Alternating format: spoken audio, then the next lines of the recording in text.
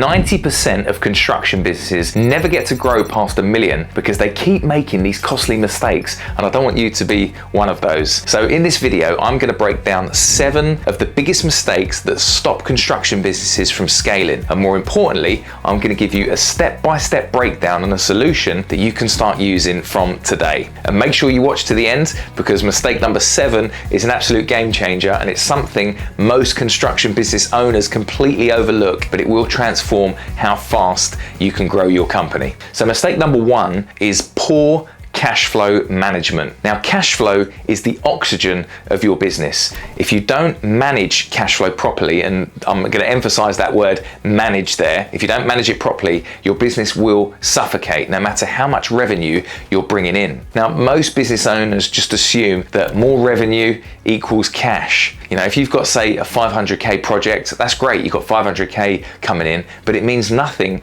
if payments are delayed, if you can't pay your suppliers or staff, things like that, or if things start going wrong, all of a sudden you cannot have enough money to finish that project. So one way to fix this is to prepare a 90-day cash flow forecast. Now, 90 days is the sweet spot. You don't want to do much more than that because it starts becoming unrealistic and changes, but 90 days a good thing to start from.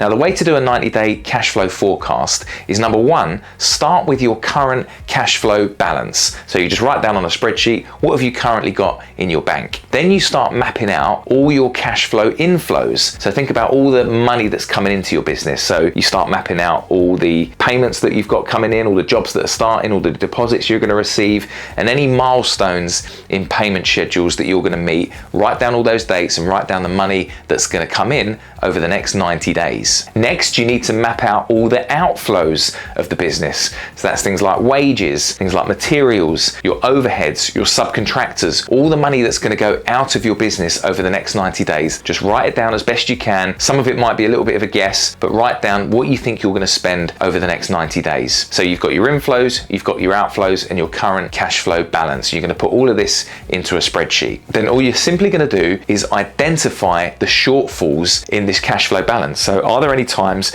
when you're going to go into the red? And now you've got time to fix them in advance. You can invoice faster. You may adjust your payment terms to your suppliers, or you may have to just arrange some short-term credit. What a proper cash flow plan does is it helps you spot those problems before they happen, so you don't run out of money halfway through a project. And it just takes a lot of stress away if you can look 3 months ahead and think, I know I'm going to be good for the next 3 months. There's plenty of cash in the business. Now, mistake number 2, and this is a massive one, is underpricing jobs just to win them and ignoring your profit margins.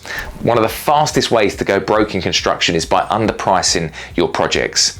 If you're not making at least 20% gross profit per project, you're underpricing, and that's at least 20%. Really, we want you making 30% plus. So how do you price for profit without all the guesswork? Well, number 1, you've got to calculate all your costs. So you may have an estimator do that for you, but you need to work out, what are the labor, what are the materials, what are the subcontractors, what permits do I need, all things like that. Leave nothing out. All of that has got to go in when you cost a project. And then something that gets ignored is you've got to factor in your overheads. So let's say your overheads, for example, are $300,000 a year and you complete 30 projects a year, then simple maths, you've got to have 10,000 of overheads per project. That's got to be added on. Don't forget that, because you need that to run the job. Then you've got to use the correct markup. So people get markup and margin wrong. We're not going to go into that in detail, but just simply remember, if you want a 30% margin, you need to multiply your markup by 1.42. So for example, if a job you know is going to cost you 70,000, then you multiply that by 1.42, that will get you to 100,000 that you've got to charge. So you do a 42% markup, that gives you a 30% gross profit margin. Try not to make a mistake on those figures, because it can really hurt if you get that wrong. And you really want to price based on your profit, not just the revenue or the turnover of the job. And don't price based on the competition. You don't want to win it because you're the cheapest builder. The cheapest builder never ever wins in the long run. Profitability does. Mistake number 3 is not having any systems or SOPs. SOPs stand for your standard operating procedures. If you have no systems or SOPs in the business, then the business is relying on you to make all the decisions. And what ends up happening is you don't own a company, you just own a job. And without a system, every project will feel chaotic and it will feel like you're stuck micromanaging everything going on. So the way to fix this is you have to create repeatable systems that can be done again and again by anyone in the business. Now, the famous author Michael Gerber, he said that systems run the business, but people run the system. So don't forget that. So the first key to doing this is standardize your key processes. So there's many key processes in your business. Maybe estimating is one, how you run your projects, how you hire, how you deal with your client communication. All of that are key processes in your business, and you want to systemize every single one of those. There's a certain way that you do it, and you probably do it the same way every single time. And if you don't do it the same way, you need to make sure you do it the same way. So systemize all those elements of your business. The second thing you have to do is document absolutely everything. Don't just leave it to telling someone verbally. You want to document it. So use checklists, use templates, and use some digital tools. Maybe you document it all in Google Docs, or you may use some software to document things. And some great software to use to document things and put your checklists in are things like Build a Trend, Tradeify, Procore, things like that. They're really good software tools to help you document. Or you may want to use one that I love, which is Asana. And once you've documented it all, you then need to train your team to follow those systems. There's no point having those systems there if people don't actually follow them. So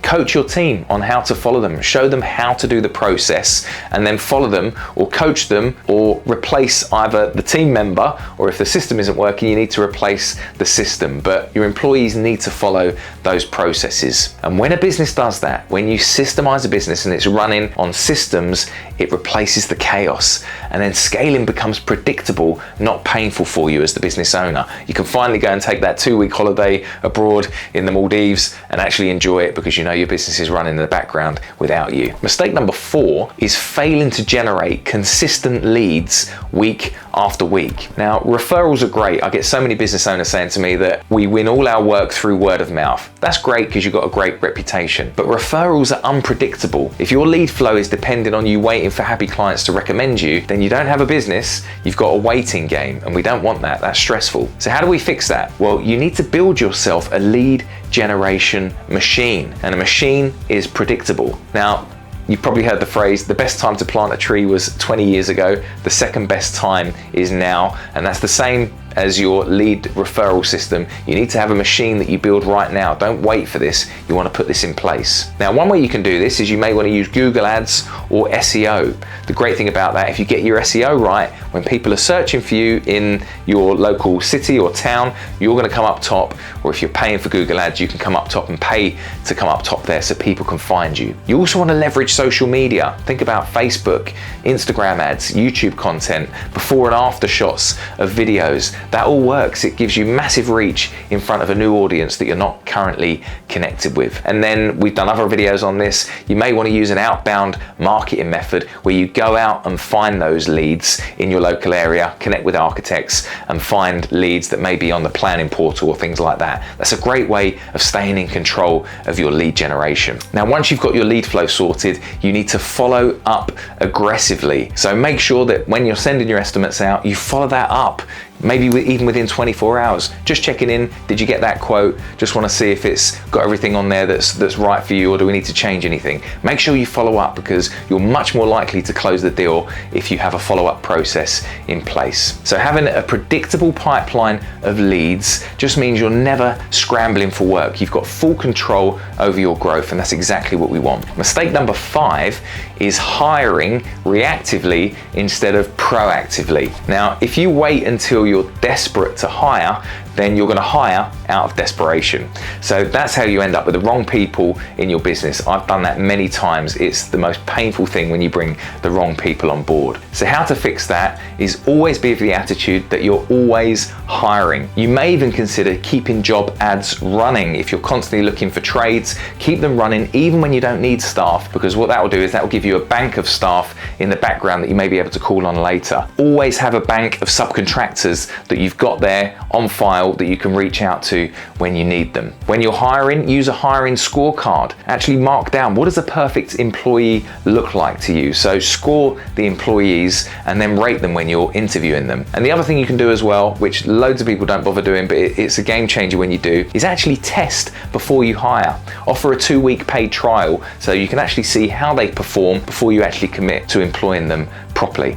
Now, the best construction companies, they don't just find good workers, they attract them to their business. So you really need to look at your branding and the way you're attracting people to your business, and then you'll solve that mistake. Mistake number 6 is poor leadership and communication. If your team isn't performing, a lot of people will blame the team and blame the workers, but generally it's a leadership problem, and that leadership may even be you as the business owner. Now, one thing that kills productivity is micromanaging, and also a lack of direction can kill your results too. So how do you fix that? Well, you need to think about, how do you become a stronger leader, and how do you get your project managers to become stronger leaders too? Well, one thing that solves that is holding short team meetings every single day. One thing we promote is a 10-minute daily huddle with all the team. Maybe on a Monday you can do a goals meeting. Maybe on a Friday you can do a progress check for the entire company to see how things went. Hold regular meetings so you can get a bit of a temperature check on how your staff are feeling and how things are going. The second thing you want to do is create clear job roles.